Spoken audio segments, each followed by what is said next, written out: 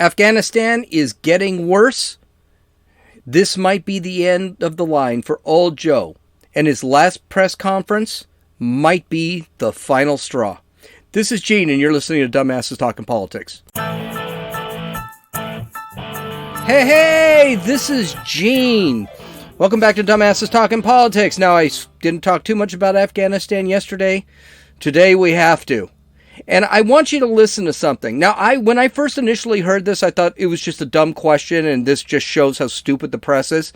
But this turned out, after I actually listened to it, it was a really good question.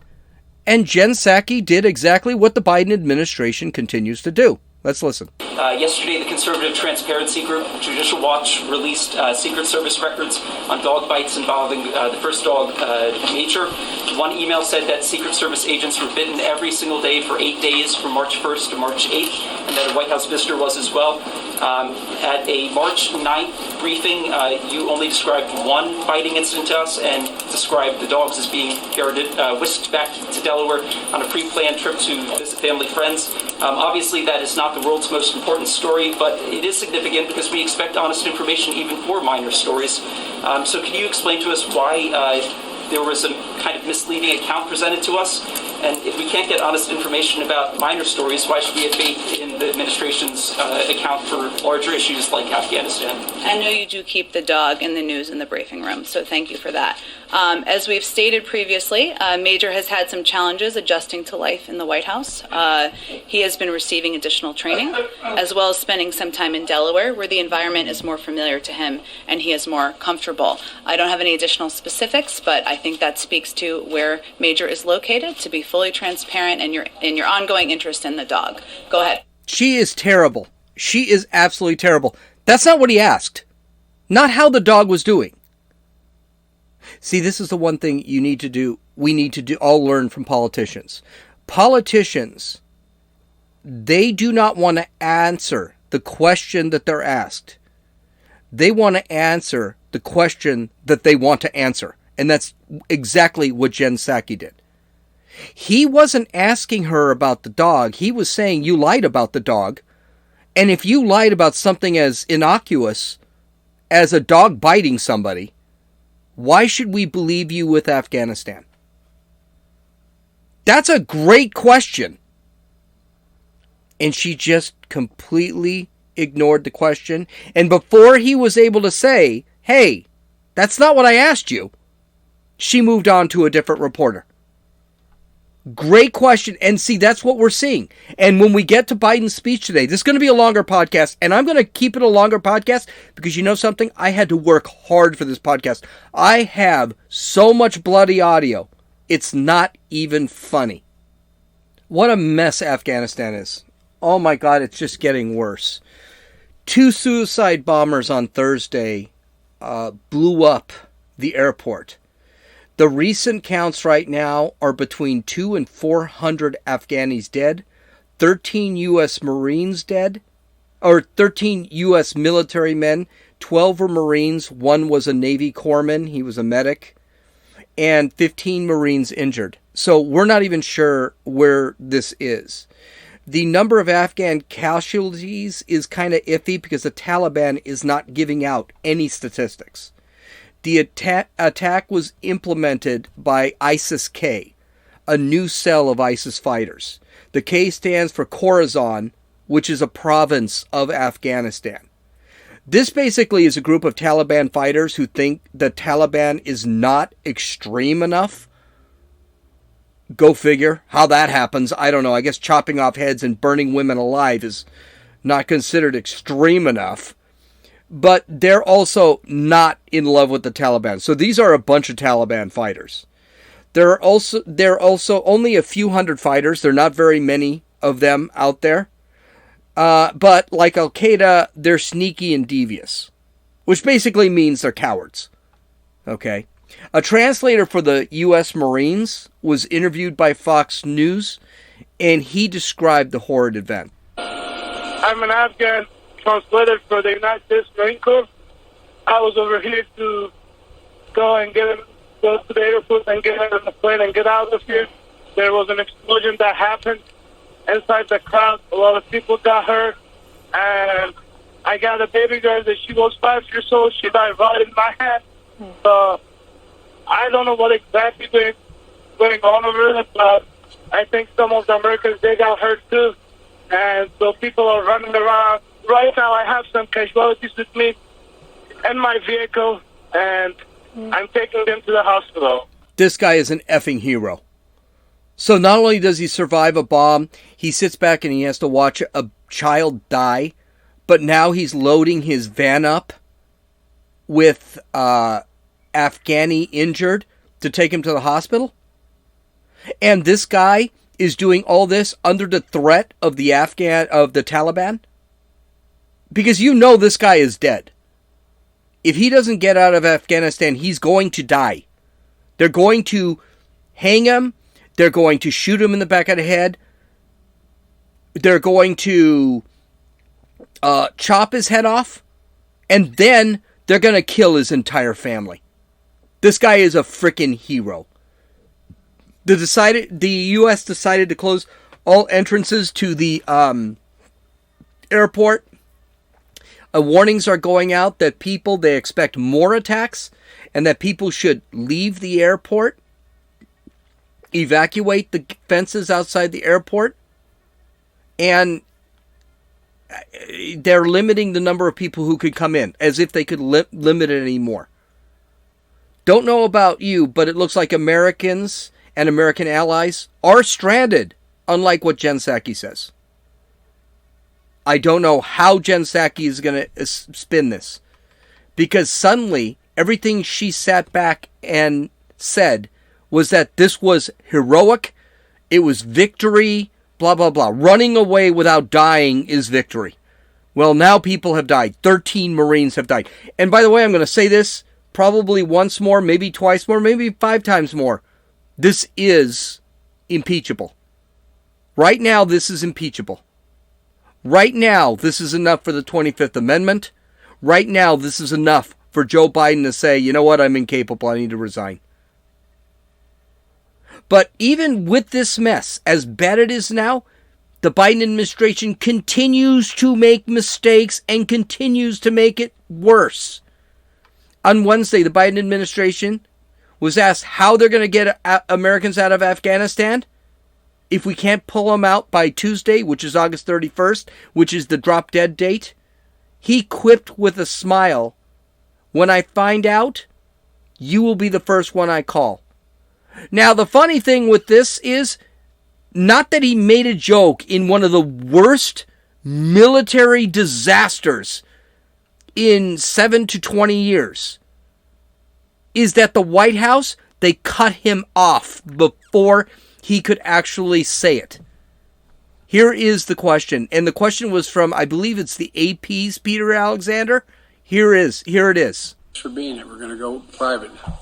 Mr. President, Americans are still in Afghanistan after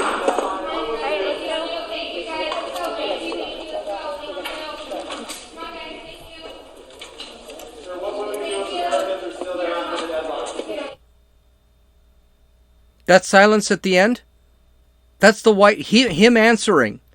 I'll tell you when I know. When I know, you'll be the first one I call. The White House cut that off.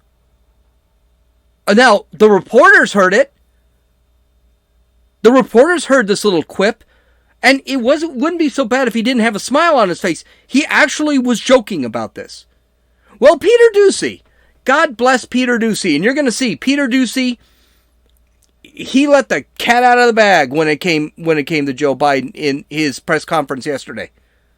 Peter Doocy decided to go after Jen Psaki about this little joke that Joe Biden is having. Thank you, Jen. At the tail end of the president's remarks today about cybersecurity, he was asked about Afghanistan, and he made a joke. I think Peter asked him that question. The other Peter did, and he made a joke. So what's so funny? Well, I think the question he was asked, if I remember correctly, was about when he will provide information about a decision on August 31st. I don't want to paraphrase the question if that was an inaccurate description of the question. To a lot of people watching. Of course, it's a very important question. And I think what he conveyed is that he has not, well, what I can convey from here, I should say, is that as he stated yesterday, And as the Secretary of State just stated, we're on track to complete our mission by August 31st. No, Jen, that's not what he conveyed. He made a joke. He said when he figures out how to get people out of Afghanistan, he'll call that reporter first thing. That is a lie. He said nothing about August 31st. The reporters heard it, and the people that were actually running film recorded it. He made a joke about something very serious. Again, they're lying. They continue to lie. Remember, don't answer the question that is asked. Answer the question that you want to. That's exactly what Jen Psaki just did. So, the screw-ups continue. Biden still refuses to extend the deadline past August 31st to get green card carrying members of the United States, American citizens, and American sympathetic Afghanis out of Afghanistan. He refuses to extend the airport's perimeter. He is trusting the Taliban for that security. You're trusting the Taliban. These were the people that actually put cover over the Al-Qaeda, who was responsible for destroying the Twin Towers, a couple of the other towers, and, last I checked, the Pentagon, and they tried to hit the Capitol building on September 11th, 2001. We won't even talk about him closing Bagram Air Base. That was insane. He blamed the Taliban on this terrorist attack, and guess what? The Taliban blamed him. Well, I mean, that's their security perimeter. The Americans should be taking care of it. And by the way, there's some thought that maybe the Taliban was involved. Remember I told you how many checkpoints they had? Well, how did that character get through the checkpoints? Well, that's a good question. We don't know. Taliban hates the United States. ISIS hates the United States. Al-Qaeda hates the United States. ISIS-K actually did take responsibility for the bombing. But the other question is, did they support it? Did Taliban support it? Did Al-Qaeda support it? Now, those three groups hate each other, but that doesn't mean they won't do anything to embarrass the United States. So, other issues. Biden gave this is incredible. I don't even understand it. Biden actually gave a list of green card holders. Gave a list to the Taliban of green card holders and American citizens to the Taliban, including apparently their locations. The Taliban has already said that Afghans can't leave, and because the Taliban doesn't want to lose all the smart people that the Americans have trained for forever. The Taliban is already executing any Afghans who worked with the Americans. You can almost assume some of those are going to be green card carriers. The Taliban is taking papers, passports, etc., away from Americans and then beating the crap out of the Americans. We know this. Now the Taliban knows who to look for, specifically, and knows where they're located. They don't have to wait for an American or a green card holder to actually come to the United States, come to a checkpoint. Now they can just go right to their houses. This is the same idiocy that Biden did when he gave Putin, hey, our infrastructure we don't want hacked. Here it is. These are the 16 points of infrastructure we don't want hacked. What the frick are you doing? Absolutely insane. Well, it gets better. A watchdog group called Open Books found the total weapons that we left behind. $83 billion in weapons and technology. This includes 75,000 vehicles. Ground-based vehicles. We haven't gotten to the planes yet. 600,000 weapons. 208 planes and helicopters. Of that $83 billion of equipment we left $200 million in drone technology. This technology is probably going to be bought by China and reverse engineered so they can improve on their drones because China can't create a bloody thing.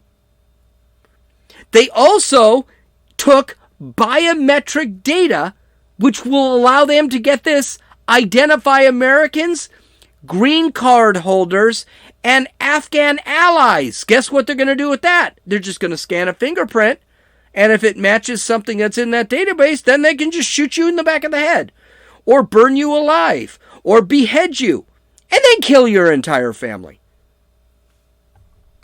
This is absolutely freaking insane. Then it just got worse.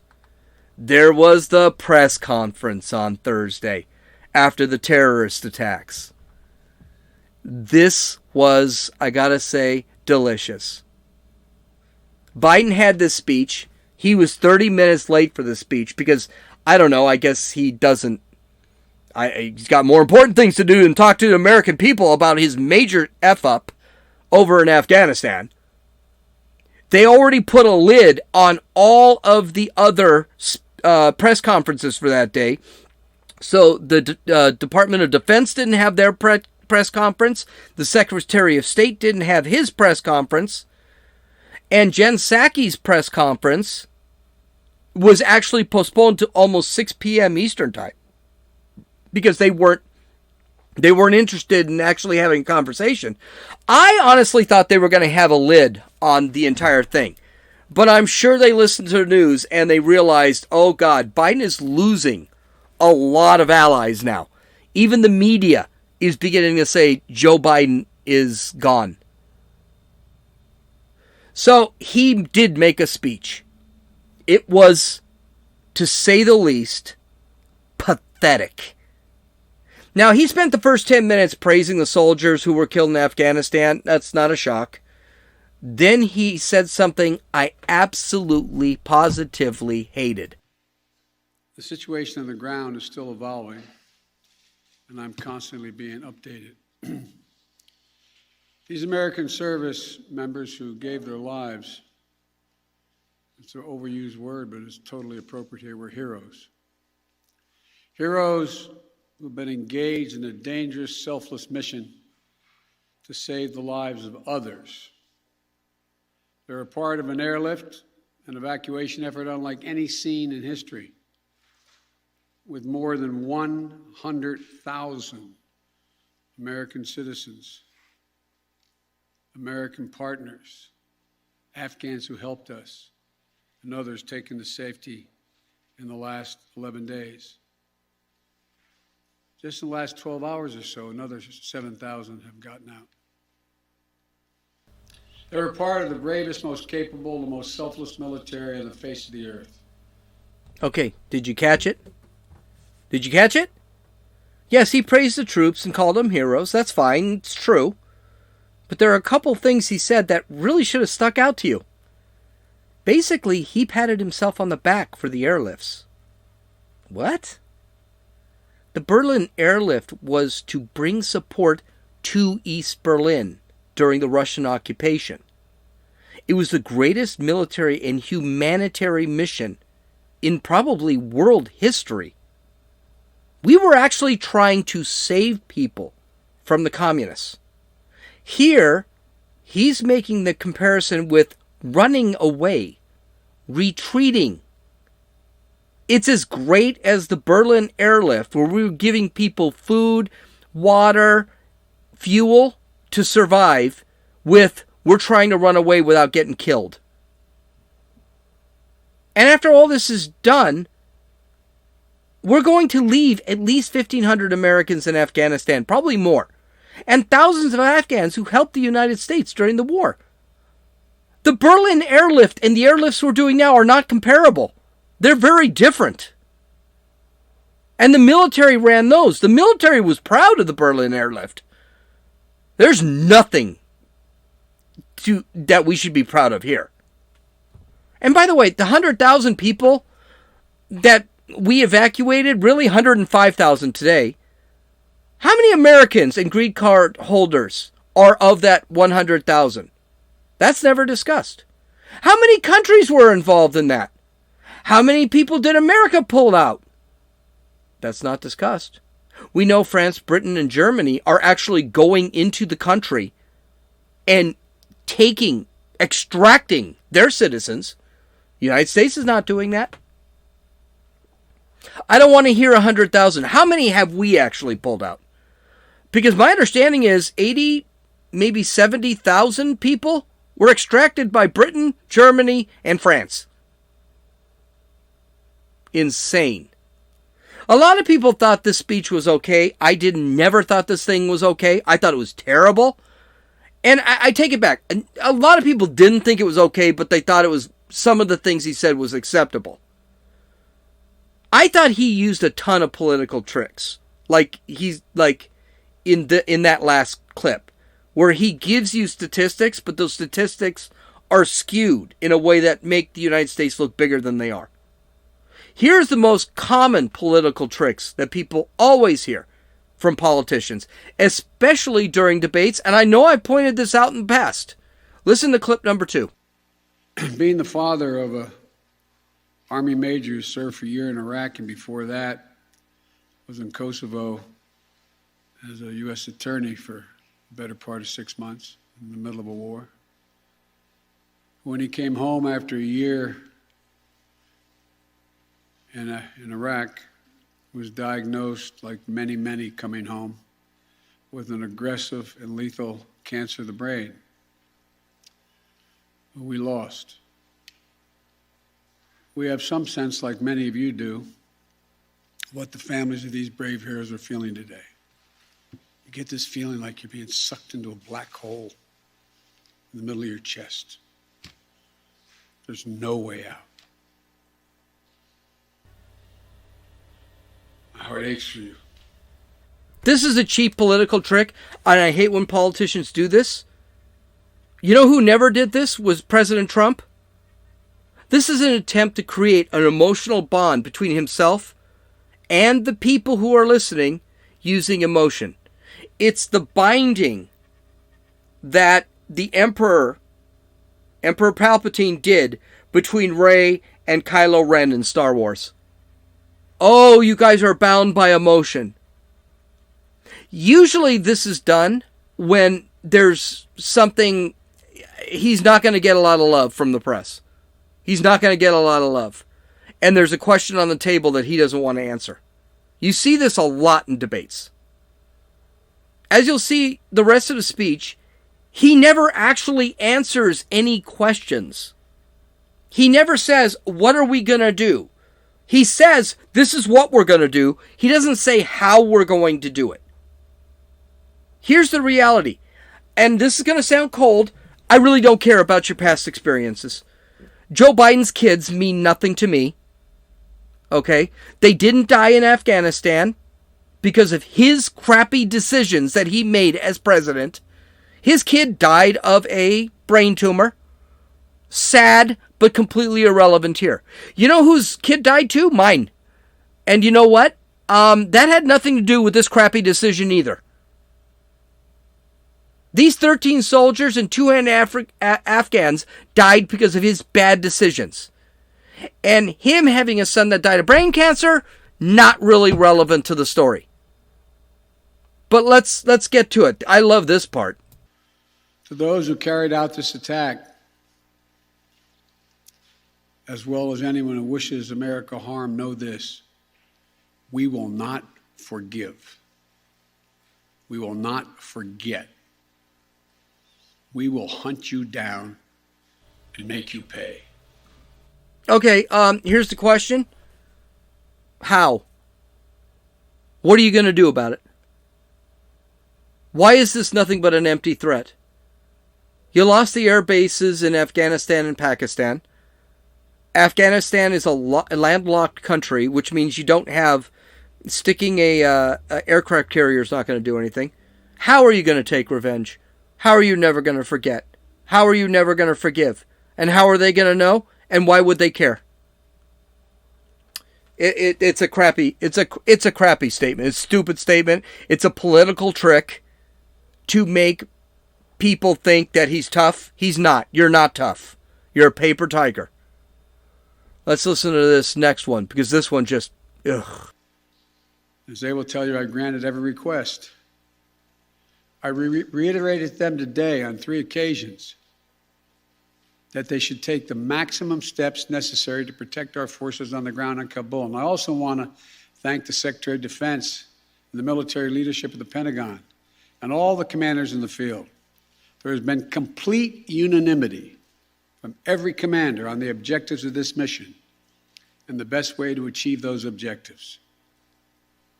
Those who have served through the ages have drawn inspiration from the book of Isaiah, when the Lord says, "Whom shall I send? Who shall go for us?"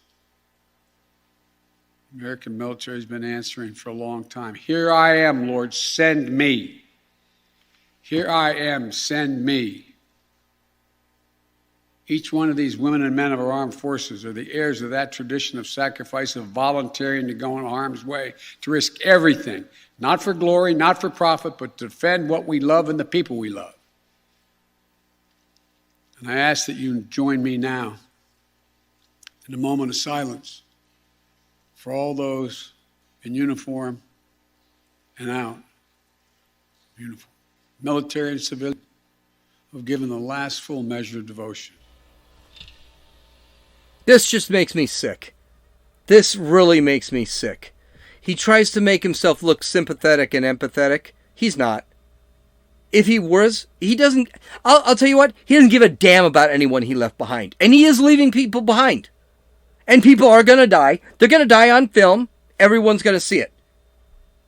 It also shows he doesn't understand anything about the military or the honor that the military has. I know a ton of Marines. I was in the Army. They see this, and the Marines want revenge. They want to be there. They're there to protect Americans. That's their job, and they love it. I bet there are 10,000 Marines right down the street at Camp Pendleton that are sitting back and want to be put on a plane so that they can land at that airport and start beating the crap out of the terrorists there. And I thought him using the Bible passage of Isaiah was just disgusting. This is a man who believes in killing babies. What he did over there was immoral. He shouldn't just be kicked out of office. He should be going to hell. He killed people. His bad policies, his bad planning killed people. And he doesn't give a darn. He has blood in his hands. And then what does he do? He doesn't take any responsibility for it, and he lies about it. But in this next clip, this is where Biden lets the cat out of the bag. And this isn't the only time he lets the cat out of the bag. But this is the first one. May God bless you all, and may God protect the troops and all those standing watch for America. We have so much to do. It's within our capacity to do it. We just have to remain steadfast. Steadfast. We will complete our mission, and we will continue after our troops have withdrawn to find means by which we can find any American who wishes to get out of Afghanistan. We will find them and we will get them out. We're leaving people behind, period. There's no question. He doesn't care. He just admitted it. And basically what he's saying is, hey, we'll deal with you later. Hey, this is the one thing President Joe Biden wants to do. He wants the public to forget about this. He'll leave 1,500 people over there. And he's hoping that people will, 3-4 weeks after this thing ends, they'll just forget about it. He doesn't care. That's not, him caring is not a thing. And he's proving it right here. I always said Joe Biden isn't running anything up there. I don't think he's the president anymore. I think he's like Woodrow Wilson's wife, who became president because Woodrow Wilson ended up a vegetable. But here, he lets the cat out of the bag also. This is a really bad look. And I can't believe this happened. And I know it's not on the screen. I know he said this off the top of his head. But it's absolutely true. Joe Biden is not in control anymore. Ladies and gentlemen, they gave me a list here.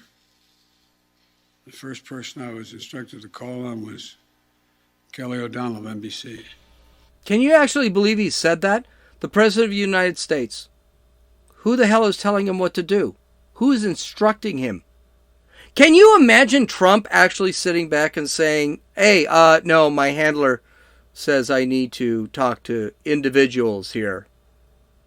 He needed to just select people and answer questions off script. That's what he needed to do. He needed to go up there and act like he was in charge. But he was given a script and he was instructed on what to do. He looks weaker by the second. But this gets worse. Here we see the media. This is about the media now. We're going to get to the worst part. But this is a really just jacked up question. It's a loaded question. And it's all to protect old Joe. Amir, Associated Press. Thank you, Mr. President. You have spoken, again, powerfully about your own son and the weight of these decisions.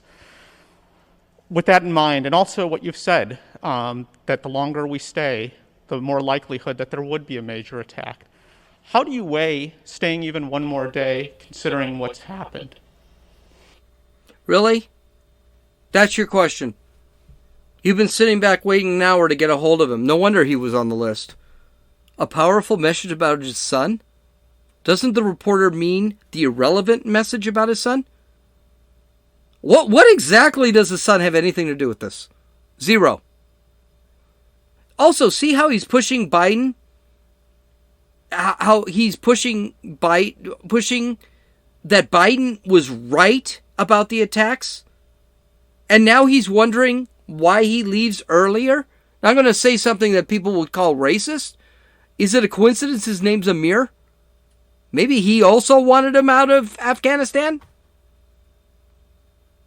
He's not questioning how Biden ended up killing 13 soldiers and a couple hundred Afghans by his piss-poor decisions. He's asking, why don't we turn tail and scurry away like a scared rat earlier? Faster. It's just an incredible question.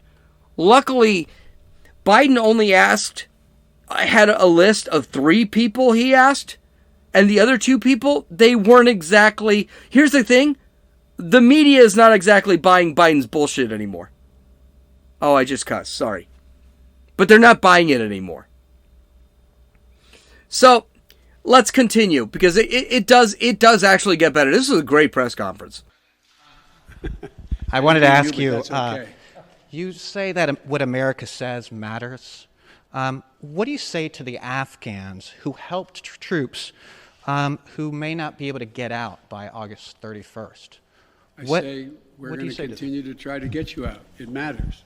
Look, I know of no conflict, as a student of history, no conflict where when a war was ending, one side was able to guarantee that everyone they wanted to be extracted from that country would get out. And think about it, folks. I think it's important. I know the American people get this in their gut. There are, I would argue, millions of Afghani citizens who are not Taliban, who did not actively cooperate with us as SIVs, who, if given a chance, they'd be on board a plane tomorrow. It sounds ridiculous, but the vast majority of people in communities like that want to come to America, given a choice. So getting every single person out can't be guaranteed by anybody because there's a determination all who wants to get out as well. At any rate, it's a process. This is a lie. The military did not agree with any of this, and they never agreed to a pullout. Heck, the Secretary of State and the Secretary of Defense already have contradicted Biden on this. This was all unilateral. This was all Biden's decision.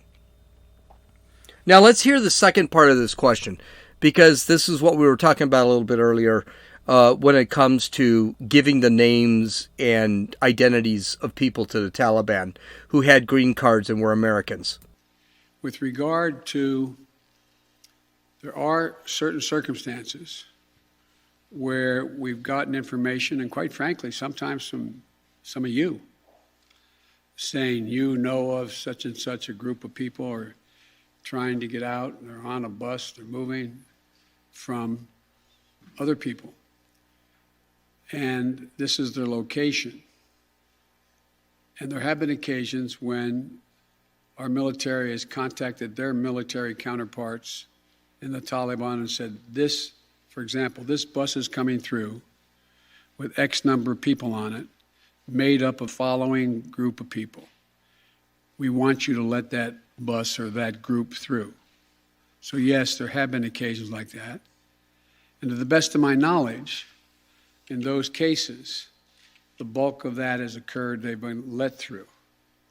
But I can't tell you with any certitude that there's actually been a list of names. I know there may have been, but I know of no circumstance. It doesn't mean it didn't exist. That here's the names of 12 people, they're coming and let them through. It could very well have happened. This is disturbing because this is the President of the United States. He can't be certain. He can't be sure. He's the President of the United States. Shouldn't he know?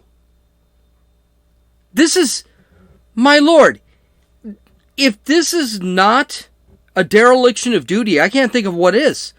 You don't know? You're not sure? You're uncertain? Shouldn't you have asked somebody if you weren't sure, uncertain, or can't be sure? Or are you too busy watching the Matlock Marathon in your basement in Delaware? Finally, Peter Doocy gets a hold of him, and this is the ugliest scene of the press conference. If there was any support for Biden, this battle between Doocy and Biden may have ended any doubts that Joe Biden is incompetent, not with us. It will end any doubt that he is fit for the job. This is, without a doubt, for the Biden administration, the worst part of this press conference. Here, Biden shows his frustration, his surrender, his cowardice. He actually puts his head on his binder. He doesn't look at the camera. He doesn't look at Peter Doocy. He just looks like a little kid who puts his head on his desk because someone took away his freaking yo-yo. Now, if you ever get the chance to see the video, if you haven't yet, you need to go to YouTube and look this up, or go to dumbassestalkingpolitics.com. It will be there. It is truly embarrassing. And the Biden administration, I don't think they could even have an answer to it. And what really disturbs me is the press conference after this new press conference with Biden. No one ever asked anything about it. The press conference the next day, no one asked anything about it. Because I would have asked, was this really a good look? That the president puts his head down in frustration? And I would have said frustration. I wouldn't have said cowardice. I wouldn't have said anything.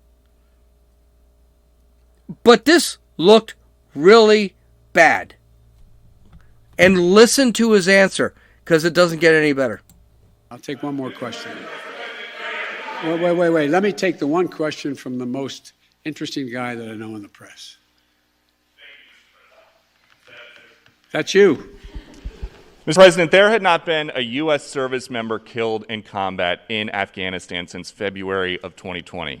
You set a deadline, you pulled troops out, you sent troops back in, and now 12 Marines are dead. You said the buck stops with you. Do you bear any responsibility for the way that things have unfolded in the last 2 weeks? I bear responsibility for fundamentally all that's happened of late. But here's the deal. You know, I wish you'd one day say these things. You know as well as I do that the former president made a deal with the Taliban that he would get all American forces out of Afghanistan by May 1. In return, the commitment was made, and that was a year before. In return, he was given a commitment that the Taliban would continue to attack others, but would not attack any American forces. Remember that? I'm being serious. No, I'm asking you a question. Because before... No, wait a minute. I'm asking you a question. Is that accurate, the best of your knowledge? What? I don't think that the issue that... do you think that people have an issue with pulling out of Afghanistan or just the way that things have happened? I think they have an issue that people are likely to get hurt. Some, as we've seen, have gotten killed, and that it is messy. The reason why, whether my friend will acknowledge it or has reported it, the reason why there were no attacks on Americans, as you said, from the date until I came into office, was because the commitment was made by President Trump, I will be out by May 1st. In the meantime, you agree not to attack any Americans. That was the deal. That's why no American was attacked. I think this is going to be the one response that's going to be remembered for years. Okay, first off, another little political trick. If you're watching someone speak, if they say something and then there's a but in the middle of the sentence, ignore everything they said before the but. So whenever someone says, it's my fault, but, okay, he's not admitting it's his fault. It's always but. And there are other words, like however is another point. Second off, Biden is blaming Trump. This is all Trump's fault. And he shouldn't have been blamed at all. And Biden shouldn't be blamed at all. Trump should. There are a couple of problems with this theory. First, Trump didn't have anything to do with the pullout. That was all on Biden. Biden's half-assed plan killed those troops. Trump has already said the pullout goes a certain order. And Trump has already said, he's been interviewed. The pullout goes in a certain order. And the pullout should go very quietly. Like, no one knows we're missing. First, citizens are removed. Second, diplomats are removed. Third, equipment is either moved, destroyed, or disabled. And finally, troops are removed. And that should not be something you make an announcement on. Biden removed the troops without first considering any of the other prior three. He didn't think twice about it. Also, Trump and Mike Pompeo's plans were condition-based plans. Condition-based agreements. I believe there were 4 conditions that the Taliban had to keep in order for Americans to pull their troops out. Back in December of 2020, January of 2020, I'm not sure of the exact date, the Trump administration admitted the Taliban had broken all those conditions. They were never intent on pulling out. I do want to point something out. I think Trump negotiating with the Taliban was a bad idea anyway. I never thought this was a good idea. I personally would have rather seen Trump just kill them all. Because the Taliban doesn't give a damn about the United States. These are 8th century barbarians. These are barbarians that are dealing with 8th century philosophy. These are not normal people. You can't bring 21st century philosophical values to an 8th century band of barbarians. Dare I say it, savages. But here's the thing. Here's the last clip I had. And by the way, he said this when Peter Doocy, and we're not even talking about him putting his head on his book. And the guy looks completely gone. He looks completely lost. He looks completely frustrated. I would not be shocked if next week he resigns, because he looks like he's completely out of his element. And Biden now looks like he knows he's completely out of his element. It is going to be a video clip that is going to be viral for years. That he just looks like he quits. He puts his head down like a spoiled child who lost his yo-yo. It was actually very hard to watch. That you can't believe a United States president would do something like this. I know if Trump did it, oh my Lord, not only would he mess up his hair, the press would be on him like fleas on a dog. But this is something. He said this. I don't know why he would say something like this, but he did. Listen. A few days ago you said you squarely stand by your decision to pull out.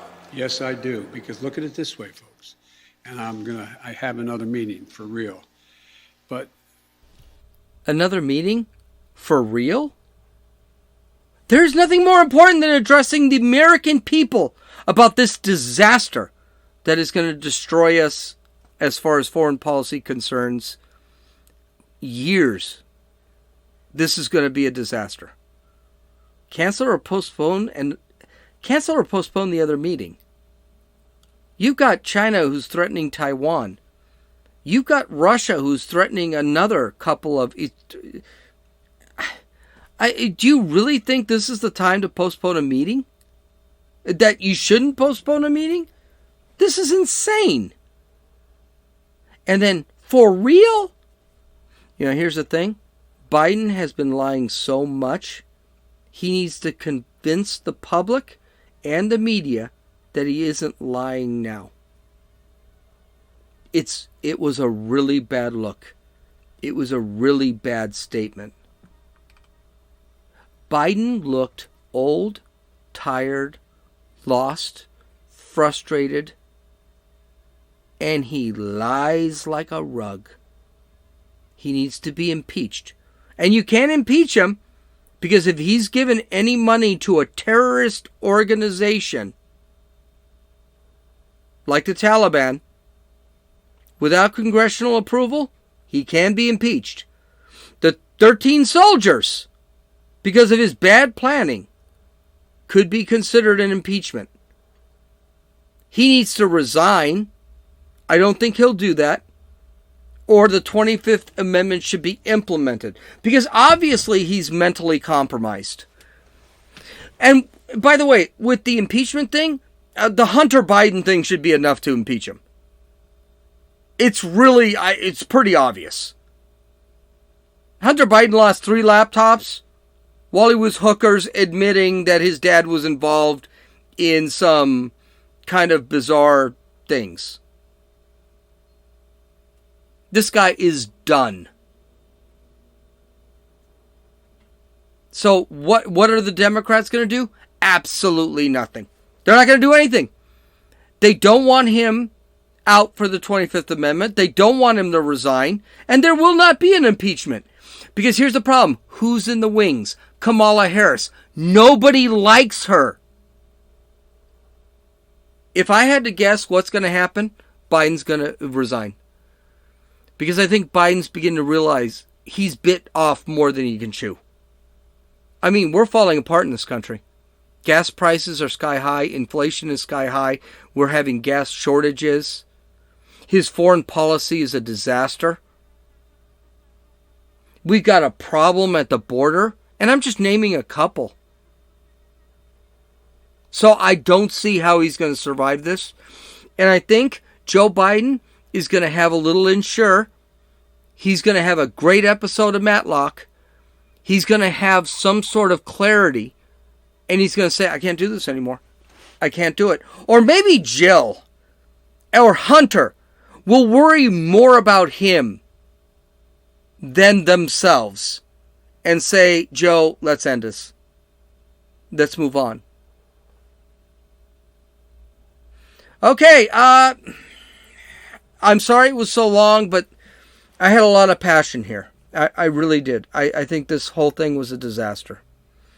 I hope to God this weekend, I know it's a lie, we're going to have problems this weekend.